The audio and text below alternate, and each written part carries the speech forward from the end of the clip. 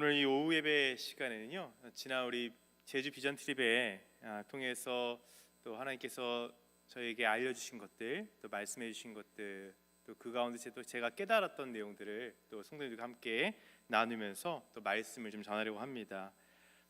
이번 우리 청소년부 제주 비전 트립에 제가 이제 함께 동행을 했는데, 이번 비전 트립은 공동체적으로 참 우리 아이들이 점점 더 단단해지고 성장할 수 있는 그런 시간이 되었고요. 제 개인적으로도 참 의미가 있었던 시간이었습니다. 성도님들은 한번 제가 여쭤보겠습니다. 일반적으로 성도님들은 제주도 하면 어떤 생각이 또 어떤 이미지가 떠오르시는지요? 제주도 하면 어떤 모습이 이렇게 좀 떠오르세요?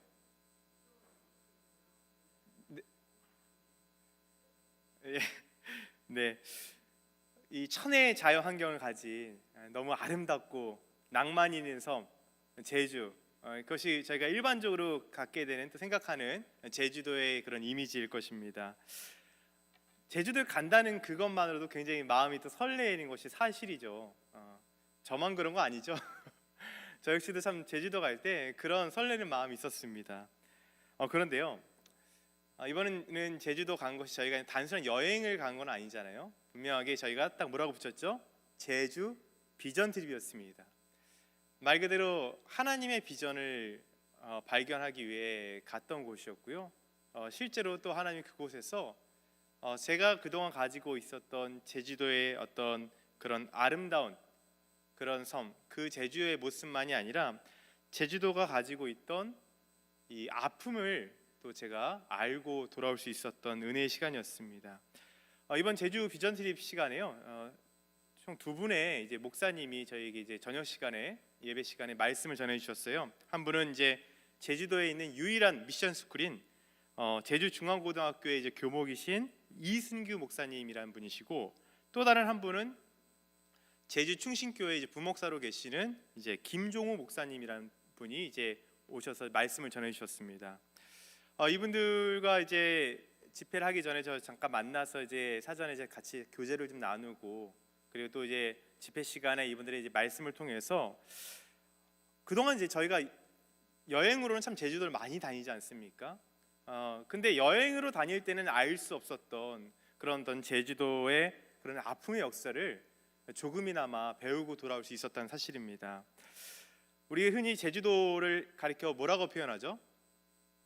네, 삼다도라고 하죠. 삼다도라면 뭡니까? 첫 번째는 바람, 바람이 많고요. 그 다음에 돌이 많고, 그다음에 세 번째 여자가 많다라고 해서 이 삼다도라고 불리는 이 제주도는요, 참 이제 아픔이 많은 그런 아픔을 많이 가진 땅입니다. 사실 이제 불과 반세기 전만 해도요, 제주도는 오랜 이 수탈의 역사를 지닌 굉장히 가난하고 궁핍한 섬이었습니다. 삼국시대 이래로요, 항상 이 내륙 중앙에서는 항상 이 조정에 곡물을 이제 제주도에 이제 요구를 했고요. 제주도 사람들은 이제 그런 곡물을 이제 바쳐야만 했던 것이죠. 특히 이 조선 시대는요, 그 곡물에 대한 요구가 너무 극에 달했다고 합니다. 그래서 많은 제주의 남성들이 이 곡물을 도저히 바칠 수가 없어서 도망을 치거나, 아니면 이제 제주도 바다가 굉장히 험하고 바람이 많이 불다 보니까 이제 조업을 해야 되고 나가야 되고, 또 곡물을 진상하기 위해서 또 이제 바다를 건너야 되는 상황에서 바다를 나갔다가 돌아오지 못하는 그런 일들이 많았다고 합니다. 그러다 보니까 자연스럽게 제주도가 남성의 인구는 적고 여성 인구가 많은 그런 어떤 이제 여다의 이제 섬이 이제 됐던 것이죠. 그래서 우리 이런 노래 들어오셨죠? 삼다도 소식이라고. 삼다도라, 누가 이거 젓가락 쳐주셔야죠. 제주에는 아가씨도 많은데 짜라자짜. 네, 근데 이게 이 노래가 사실 굉장히 들여다보면 가슴 아픈 사연인 거예요. 그러니까 많은 남성들이 부족해진 그런 섬이 돼버린 거죠. 그러니까 그러면서 정작 이 내륙 이제 이 육지에서는 정작 제주도에 뭘 보냅니까? 누굴 보내요? 죄인들을 유배하러 보내는 거예요. 그러니까 어찌 보면 제주도에서는 많은 곡물을 수탈해 가고 그당 제주도 옛날 당시에 이제 뭐 전복이나 아니면 뭐 감귤 이런 것들을 많이 곡물로 수탈해 갔다고 해요. 그러면서 정작 보내는 것은 뭐예요? 죄수들만 보내는 거예요. 그러니까 이 제주도민들은 이 육지에 대한 반감이 굉장히 컸다고 합니다. 그래서 지금까지도요, 육지에 사는 사람들이 가리켜서 뭐라고 제주도 사람들이 말하냐면 육지 것들. 그러니까 저와 성도님들은 한마디로 육지 것들이에요. 육지 것들. 육지 것들입니다. 그러니까 이런 제주도의 이 수탈의 역사가 이제 일제 강점기 시절에도 이제 지속이 돼요. 이번에 저희가 갔던 장소 중에 알뜨르 비행장이라고 하는 곳이 있습니다. 제 사진을 띄워주시면, 이곳은 일제 강점기 시절 일본이 이제 대동아 전쟁을 이제 치르기 위해서 그 대동아 전쟁의 어떤 전진 기지로 이제 활용하기 위해서 만든 비행장, 그리고 활주로가 있고요. 또 곳곳에 지하 갱도가 있다고 합니다. 이 활주로와 전쟁을 위한 이런 군수 기지를 이제 짓기 위해서 일제가요, 굉장히 많은 제주도의 사람들을 이 강제 노역에 제주도 사람들을 동원을 했던 거예요. 그러니까 얼마나 어려움과 아픔이 컸었겠습니까? 그러니까 그런 수탈의 역사가 일제 강점기 시절에도 이어졌던 것이에요. 그리고 또 최근 들어서 이제 재조명되고 있던 이제 근현대사의 아픔인 사건이 있죠. 매년 4월 3일이 되면 뭐죠? 제주 4.3 사건. 사실 우리가 뉴스를 통해서 또 어떤 매체를 통해서 제주 4.3 사건에 대해서 그냥 귀로 듣기는 들었지 그것을 이렇게 피부로 그렇게 와닿지는 못한 소식이었습니다. 그런데 이번에 들어가서 그 목사님들과 교제하면서 이 제주 4.3 사건이 제주도민에게 얼마나 큰 아픔과 상처였는지를 좀 들을 수가 있었습니다. 1947년 3월 1일부터 54년 9월 21일까지 제주도에서 발생했던 이 남로당 이제 무장대와 그리고 토벌대 간의 이제 이 무력 충돌, 그로 인해서 이제 그걸 진압하는 과정에서 문제는 당시 제주 인구의 약 10분의 1인 3만 명 가량의 무고한 주민들이 굉장히 크게 희생을 당했다고 합니다. 인연 갈등이 낳은 어떤 시대의 아픔인 것이죠. 이 일로 이제 굉장히 많은 참혹한 인명 피해가 있었고요. 수많은 제주의 마을들이 하루아침 사이에 그냥 몰살되어지는, 그러니까 마을 공동체가 파괴가 되는 거예요. 그리고 엄청난 물적 피해를 입었다고 합니다. 사실 저희가 이제 일정상 원래는 이제 가려고 했었던 이 너분숭이 4.3 기념관도 저희가 원래 가려고 했었는데 날씨 또 이런 거리 문제로 인해서 저희가 미처 가지 못했는데, 사진을 좀 띄워주시면 너분숭이 4.3 기념관은 이제 북촌리 마을에 400명이 한날 한시에 이제 희생을 당했던 장소입니다. 거기에 이제 기념관을 세웠는데, 지금 저 사진 우측에 보시면 저 돌무덤이 뭐냐면 어린 아이들의 무덤이에요. 그러니까 이 토벌대가 어른들만 다 몰살시킨 게 아니라 갓난 아이들조차도 그렇게 끔찍하게 학살을 했던 장소라고 합니다. 그래서 더더욱 안타까운 건 뭐냐면 이 제주 4.3 사건 당시에 개신교회가 이 제주 4.3 사건의 가해자로서도 또 큰 책임이 있다라는 거예요. 뭐 그 역사에 대해서는 성도님들이 이후에 혹시 개인적으로 공부하실 기회나 아니면 알아보실 수 있는 시간이 되면 좀 자세히 알아보시면 좋을 것 같고요. 어쨌든 이 제주 4.3 사건에 대해서 아직도 사실 저희 개신교회에서는 공식적으로 어떤 사과나 또 어떤 회개가 없고요. 이 비극을 여전히 좀 이제 색깔론으로 좀 이어져 가면서 이 아픔을 여전히 외면하고 있는 것도 또 현실이라고 합니다. 그러니까 사실 이 제주도가 굉장히 아픔의 역사가 많은 땅인 것이죠. 그래서 여전히 제주도는요, 복음화율이 굉장히 낮은 지역입니다. 여전히 우상도 굉장히 많은 땅이고요. 섬이다 보니까요, 우상도 굉장히 많고요. 현재 제주도의 개신교 인구가 약 한 8% 정도라고 보는데, 그 중에서 한 절반 이상은 사실 외지인들, 내륙에서 건너온 사람들이고, 실질적으로 순수 제주도민의 복음화율은 3%가 채 되지 않는다고 합니다. 그러니까 한마디로 여전히 제주도는 어떻게 보면 복음의 불모지, 선교 대상지라는 거예요. 그래서 그 앞서서 말씀드렸던 그 제주중앙고등학교 교목이신 이제 이순규 목사님은 자신의 학교가 기독교 미션 스쿨인데도 불구하고 학생들이 어떤 기독교 행사에 이제 참석을 하려고 하면 그 부모님들이 굉장히 반대가 심하다라는 거예요. 여전히 핍박한다라는 거예요. 교회 간다는 이유만으로. 여전히 복음에 대한 핍박이 있는 땅이 여전히 제주도라는 사실입니다. 그래서 이런 두 분 목사님과의 대화를 통해서 제주도가 굉장히 많은 아픔을 가지고 있는 땅이구나, 상처가 있는 곳이구나, 그걸 좀 깨닫고 배울 수 있었어요. 특히 이제 그 김종우 목사님이라고 아까 제주 충신교회 목사님이 하신 말씀이 참 제 가슴에 큰 울림을 줬는데요. 그 목사님이 이렇게 얘기를 하시더라고요. 자기 역시도 여기 온 처음 누구나처럼 이 제주가 굉장히 아름다운 제주의 모습에 이제 반하게 되었다고 합니다. 그런데 이제 이곳을 지내다 보니까 제주도가 가진 너무나 많은 아픔과 그 상처를 알게 되면서 이 제주도가 마치 그 하나뿐인 아들을 잃어버린, 그리고 그 아들을 장례를 치렀던 그 나인성의 과부를 떠올리게 했다라고 그런 얘기를 하시더라고요. 그러면서 어느 순간부터 이 제주도의 아픔을 내 마음에 끌어안게 되고 그것을 품고 사역을 하게 되었노라고.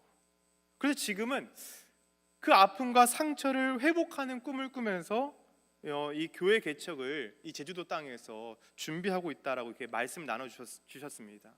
사실 굉장히 저는 깜짝 놀랐거든요. 저희 제주도 집회 때 이번 행사에 가장 유익했던 시간이 언제였냐 했을 때 이 김종호 목사님이 말씀을 나눠주셨던 예배 시간이었거든요. 그만큼 굉장히 실력도 있으시고, 이분은 좀 제주도에 계시긴 좀 개인적으로는 인간적인 생각으로는 아깝다. 얼마든지 사실 서울 쪽으로 오셔서 말씀 전하시고 목회하셔도 참 잘하실 것 같은데 이런 생각이 들었는데 이분의 어떤 비전, 어떤 소명이 이 제주도 땅에 있다라는 이제 이 이야기를 들으면서 저도 문득 하나님의 비전 그리고 그 부르심에 대해서 생각을 하게 됐습니다. 사랑하는 성도님들, 하나님의 비전과 부르심은 우리가 어디서 찾을 수 있을까요? 사실 우리의 마음과 생각은 언제나 사실 높은 곳을 향하게 돼 있습니다. 그래서 우리가 비전이나 어떤 부르심을 찾는 것도 이런 동일한 생각을 할 때가 있습니다. 그래서 나도 어떤 하나님이 주신 비전을 찾기 위해서는 세상적으로 굉장히 높은 자리에 나가야 돼. 높은 지위에 올라가야 돼. 그래야 어떤 내 비전이나 부르심을 발견할 수 있을 거야. 아니면 어떤 하나님의 비전이나 부르심은 내가 뭔가 하나님을 위해서 하는 것이라 생각하는 거예요. 내가 뭔가 하나님을 위해서 갖는 것이다 라고 착각할 때가 있습니다. 그래서 마치 자신의 야망을 하나님의 비전으로 포장하고 살아갈 때가 있다는 사실이죠. 그러나 성도님들, 하나님의 비전과 부르심은 그렇게 발견되거나 깨닫는 것이 아니란 사실입니다. 하나님의 비전과 부르심, 그것은 어떻게 우리에게 임하는가? 오늘 저는 출애굽기 본문의 말씀을 통해서 그것을 성도님과 함께 말씀을 통해 함께 나눠보고자 합니다. 오늘 모세에게 찾아와 주셔서 모세에게 말씀하여 주시는 그 하나님의 음성에 함께 귀 기울여 보시기 바랍니다. 우리가 오늘 읽은 출애굽기 3장 1절을 보면 하나님은 이제 호렙산에서 이제 모세를 부르십니다. 하나님 모세를 부르신 이유는 명백했습니다. 그를 그 이스라엘 민족의 지도자로 삼기 위함이었죠. 그런데 이때 성도님들, 하나님이 그를 만나 주신 그 장소가 어디인지를 우리가 다시 한번 기억해 볼 필요가 있습니다. 우리 호렙, 말씀 띄워주시면 호렙은 어원상 폐허라는 뜻을 가지고 있습니다. 그러니까 하나님이 이 폐허와 같은 산에 또 볼품없는 이 가시덤불에 하나님이 임재하여 주셔서 보잘것없는 인생인 모세를 만나 주신 것입니다. 그러니까 어찌 보면 이 황량한 언덕바지는 지금 모세의 현재를 대변해 주는 장소다라고 말할 수 있는 거예요. 황폐한 인생. 여러분, 이처럼요, 여러분, 하나님의 부르심은요, 세상에서 잘 나가고 세상에서 영광 받는 자리에서만 오는 것이 아니라 오히려 또한 세상에서 어떤 유력한 사람에게만 임하는 것이 아니라는 사실을 우리에게 보여줍니다. 도리어 폐허와도 같은 아무것도 아닌 장소, 아무것도 아닌 그런 무명의 사람에게도 하나님은 놀라운 비전과 부르심을 주실 수 있다는 사실을 우리에게 말씀해 준다는 것이죠. 그러면서 오늘 그 페오와도 같은 호렙산에서 하나님은 모세를 부르실 때 이렇게 부르세요. 모세야, 모세야.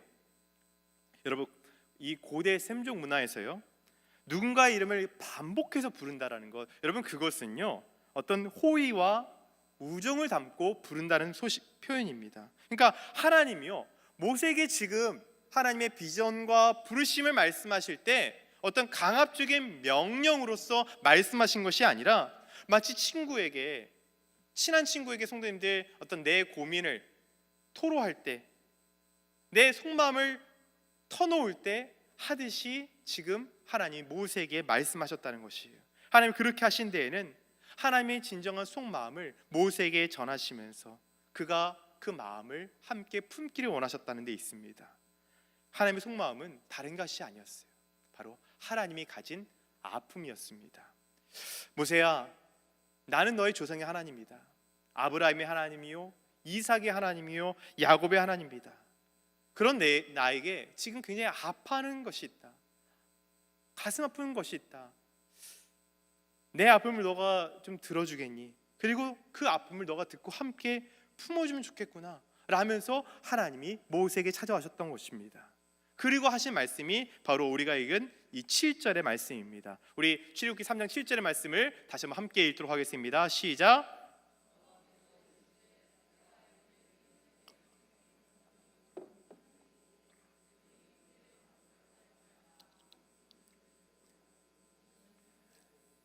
자, 여기서 우리가 주목해 봐야 할 동사들이 있습니다. 먼저는 분명히 보고라는 단어이고요. 그러니까 뭐예요? 하나님이 지금 그저 스치듯이 지나가듯이 본 것이 아니라는 것이에요. 하나님이 지금 주목해서 보았다는 것입니다. 처음부터 일관되게 그 초점을 흐트리치지 이렇게 옮기지 않고 분명히 그 관심의 초점을 두고 보셨다라는 것이에요. 그리고 두 번째로 듣고라는 단어가 나옵니다. 듣는다는 건 뭐예요? 곧 귀를 기울이고 경청한다는 것입니다. 하나님 모든 신경과 모든 마음을 집중하여서 그들의 소리를 들으셨다는 거예요. 그리고 세 번째로 알고, 그러니까 하나님이 그저 그냥 막연히 아는 것이 아니라 그들의 상황을 분명히 보고 들음으로써 그저 그냥 막연히 아는 것이 아니라 가슴에 새기듯이 알고 있다라는 표현입니다. 그러니까 이처럼 하나님은요 지금 이스라엘 백성의 고통을 주목하여 보시고 그들의 부르짖음을 들으시고 그들의 고통을 분명히 아신다라고 말씀하고 있습니다. 자, 그러면 하나님이 왜 이렇게 이스라엘 백성들의 그런 고통을 들으시고 또 보셨을까요? 또 그것을 알고 계신 것일까요? 그것은 하나님께서 이스라엘 민족의 조상인 아브라함과 이삭과 야곱과 맺은 언약 때문이었습니다. 하나님은 아브라함에게 그의 후손들이 큰 민족을 이룰 것이고 하나님이 그들에게 약속한 땅을 줄 것이며 또 아브라함과 그의 씨로 말미암아 모든 민족이 복을 받게 될 것이다 라고 하나님이 약속을 해주셨어요. 그래서 출애굽기 2장 24절에 하나님이 그들의 고통 소리를 들으시고 하나님이 아브라함과 이삭과 야곱에게 세운 그의 언약을 기억하사라고 밝히고 있습니다. 여러분, 이처럼요 하나님은 그 약속한 바를 변개하지 않으시고 그것을 지켜가고 또 함께 하시는, 그것을 이루어가시는 신실하신 하나님이시기에 하나님은 그 후손인 이스라엘 백성들의 고통을 보고 들으셨던 것입니다.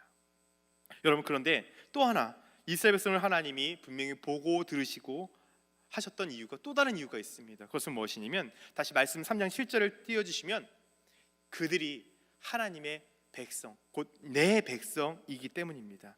하나님은요 이스라엘 백성들을 향해서 내 백성이다, 내 백성이다라고 분명히 말씀하고 있습니다.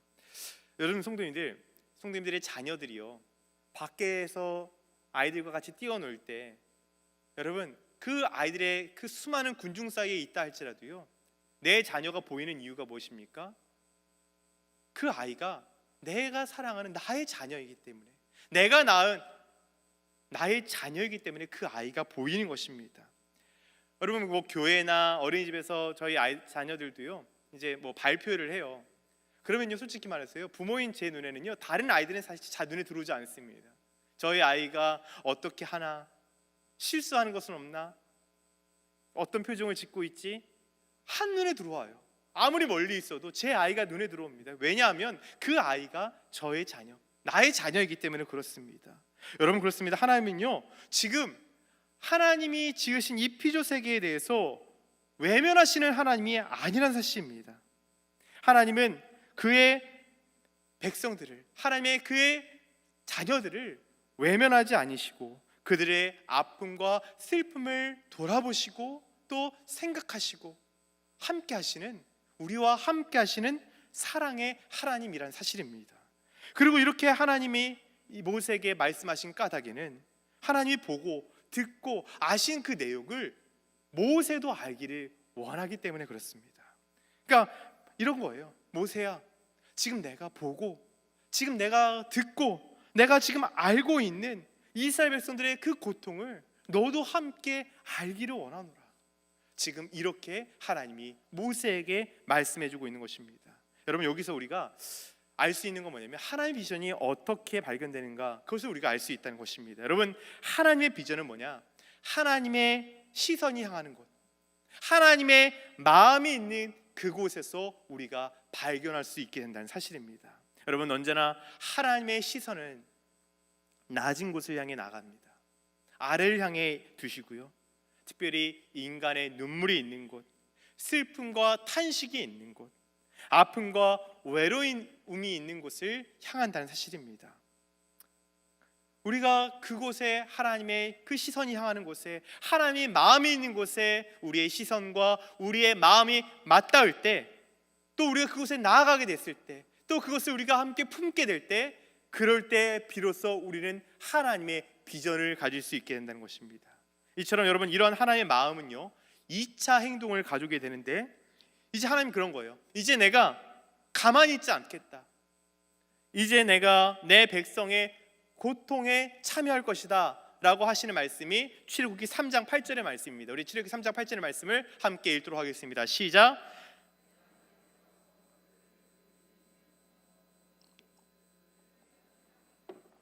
아름답고 광대한 땅, 젖과 꿀이 흐르는 땅, 가나안 족속, 헷 족속, 아모리 족속, 브리스 족속, 히위 족속, 여부스 족속의 지방에 데려가려 하노라. 자, 여기서 우리가 주목해 봐야 할 동사가 또 4개가 있습니다. 내려가서, 건져내고, 인도하여, 데려가려 하노라.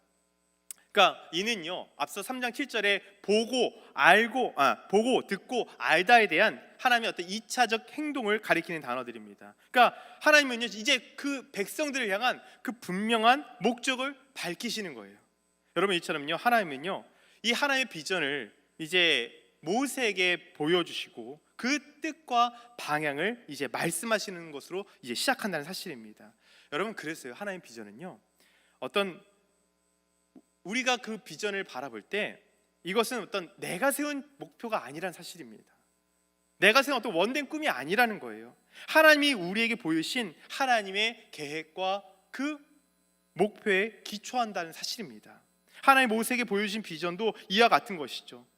내가 내 백성 이스라엘을 위해서 내려갈 것이고 그들을 애굽인의 앞에서 건져낼 것이고 그들을 광야로 인도하여서 이제 내가 언약했던 그 가나안 땅으로 그들을 데려갈 것이다.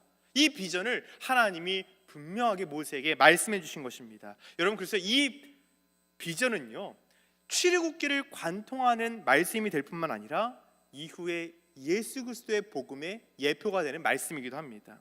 여러분, 하나님은요, 죄와 고통으로 신음하고 있던 인간들을 보시고 가슴 아파하면서 인간을 구원하시기 위해서 그 아들을 보내시기로 결단하셨습니다. 그렇게 하나님이신 그 예수 그리스도께서 이 땅 가운데 인간의 몸을 입고 내려오신 것이죠. 예수님이 오신 이유는 분명합니다. 우리를 죄와 사망의 그 고통에서 우리를 건져내시고, 그리고 그런 우리를 이 세상 가운데서 안전하게 보호하시며 인도하셔서 결국에 우리의 영혼을, 우리를 어디로? 영원한 하나님 나라 천국으로 데려가기 위함입니다.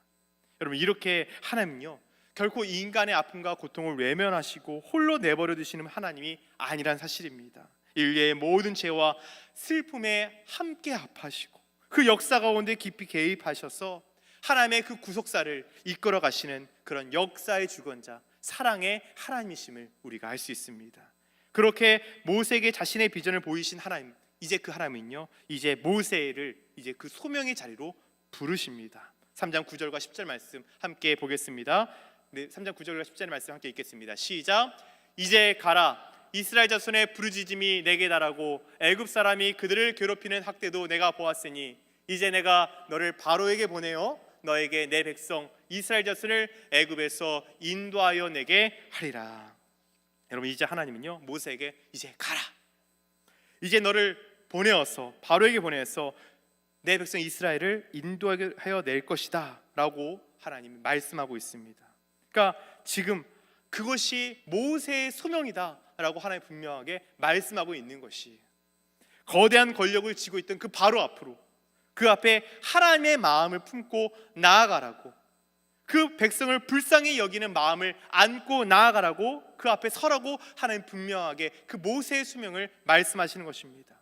그리고 그 모세를 통해서 이스라엘 백성들을 이끌어내실 것이라고, 그것이 모세의 분명한 소명이라고 하나님이 말씀하시는 것이죠.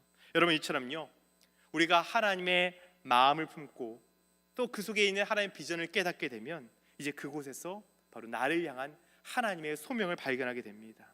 모세는 물론 이후에 이 사명 감당할 수 없습니다 하고 이제 하나님과 실랑이를 벌이긴 하지만 결국에는 순종함으로 이 소명의 길을 끝까지 흔들리지 않고 걸어갈 수 있었습니다. 여러분, 사실 이처럼 하나님의 사람들, 이는 모세만이 아니라 수많은 하나님의 사람들이 이와 같이 하나님의 비전과 소명을 깨닫고 그 비전과 소명을 따라 살아갔고요, 그런 그들을 세상은 결코 감당치 못하였으며, 이런 이들은 이 비전과 소명을 다 마친 후에 하나님 품에서 안식하였다는 사실입니다. 여러분, 이처럼 오늘날에도 하나님은요, 이 하나님의 마음을 품은, 그 마음을 품고 살아갈 하나님의 사람들을 지금도 하나님은 찾고 계십니다. 여러분, 하나님이 모세에게 주신 이 부르심은 뭐였습니까? 바로 이스라엘 백성들의 고통을 치유하고 회복하기 위한 부르심이었습니다. 여러분, 이처럼요, 하나님으로부터 오는 모든 소명들은 무엇이냐? 바로 인간의 고통을 치유하고 회복하라는 부르심입니다. 인간 이하의 삶을 살고 있는 이들에게 인간다운 삶이 무엇인지를 알려주는 부르심이고, 깨어져서 그 마음이 깨어진 사람들에게 그 마음을 추스릴 수 있는, 그 마음을 추스리라고 하시는 부르심입니다. 세상에서 실패하여 낭망하여 낙심에 빠진 사람들을 다시 일으켜 세우라는 부르심이고, 비참한 가운데 있는 사람들을 구출해내라는 부르심입니다. 그리고 이러한 부르심은 오늘 우리 주변에 아주 가득 차 있다는 사실입니다. 왜냐하면 이 세상은 여전히 고통과 압제로 가득 차 있기 때문에 그렇습니다. 제가요, 성도님들, 이번 우리 제주 비전 트립 일정 중에 저희가 다녔던 장소 중에 성 이시돌 목장이라는 데가 있습니다. 화면 띄워주시면, 여러분, 이곳은 1954년 처음 제주 땅을 밟은 아일랜드에서 온 푸른 눈의 신부님이신 패트릭 제임스 맥그린치, 한국명으로 이제 임피제 신부님이라고 하시는 분이 제주 도민들을 위해서 만든 목장입니다. 처음 이 임피제 신부님이 이 제주 땅을 밟으셨을 때 이 신부님의 눈에 들어왔던 게 뭐겠어요? 1954년이면 앞서 말씀드렸던 것처럼 제주 4.3 사건과 또 전쟁으로 인해서 정말 너무나도 가난하여서 배고파서 죽어가고 있던 제주 도민들이 이 신부님의 눈에 들어오게 됐던 것입니다. 그래서 이 신부님요, 1960년대 초에 대체 황무지에 무슨 목장을 만드느냐, 이런 주변의 만류에도 불구하고요, 제주 중산간 지대에 황무지를 개간해서 돼지 그리고 소, 양을 기르는 지금의 이 이시돌 목장을 만들었다고 합니다. 여러분, 그렇게 반평생을요, 제주도민의 그 가난과 아픔을 품고 사역했던 이제 임피제 신부님이요, 지금은 제주도의 성자, 제주도 근대화의 선구자라고 하는 그런 호칭으로 이제 불리우게 됩니다.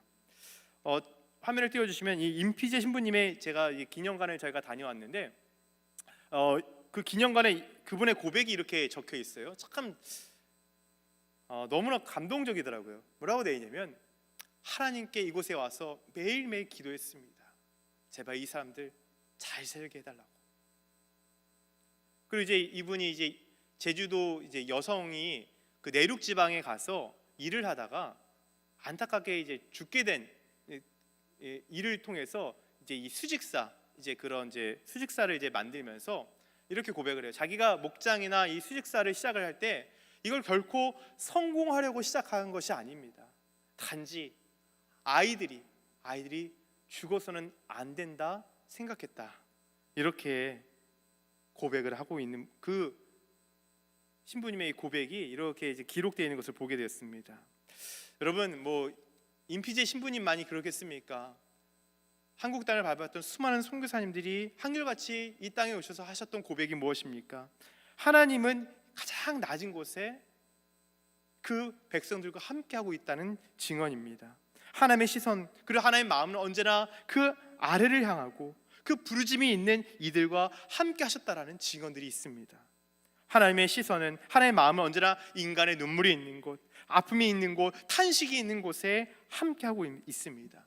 지금도 지구촌 곳곳에서 선교적 사역을 감당하고 계시는 선교사님들, 아무도 가지 않는 그곳에서 선교하시는 선교사님들이 왜 그곳에서 선교 사역을 감당하고 있느냐라고 많은 이들이 물어본다고 한다면, 이분들은 하나님이 그곳에 계시기에, 하나님이 아파하시며 함께하는 자리에 자신들도 동참하지 않을 수 없었다라고 고백을 하는 것이죠. 여러분, 뭐 비단 선교사님들 뿐이겠습니까? 어렵고 힘든 사역의 현장에서 수고를 감내하시는 오늘 이 자리에 있는 많은 성도님들도 마찬가지 아니겠어요?